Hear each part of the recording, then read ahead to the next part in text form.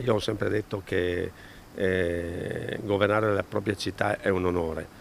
Da qui adesso io cercherò di fare intanto bene il mio lavoro da senatore della Repubblica. Al bando nomi e personalismi, quindi, per il momento, risponde così De Poli all'ipotesi di essere lui il futuro federatore di centrodestra e candidato sindaco a Padova tra i nomi che ricorrono in vista delle amministrative del 2027.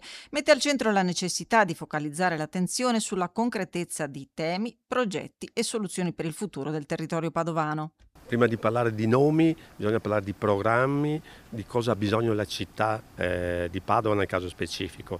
Non può essere solo una città che può crescere, ma deve essere una città che guida, deve ritornare la guida del Veneto come lo è sempre stato nella storia. Oggi credo che manchi proprio questo e noi dobbiamo fare un programma come centrodestra che accolga i bisogni dei cittadini padovani, prima di qualsiasi altro nome. I nomi verranno fuori, sarà il miglior candidato per poter governare la città, una città che guarda il futuro e non rimanga ferma agli allori del passato. Chi ha già iniziato la sua corsa da tempo è invece Roberto Marcato, che in questi giorni rilancia anche come l'accordo debba essere trovato entro settembre, pena il ritiro della sua disponibilità, proprio mentre Fratelli d'Italia ribadisce di voler mettere anche un proprio nome nella trattativa e Matteo Cavatton si mette a disposizione. Sono nomi eccellenti per quello che mi riguarda, però altrettanto prima di far nomi vediamo di trovare un programma veramente che dia la prospettiva, la forza, il coraggio ai padovani di avere un futuro davanti a sé.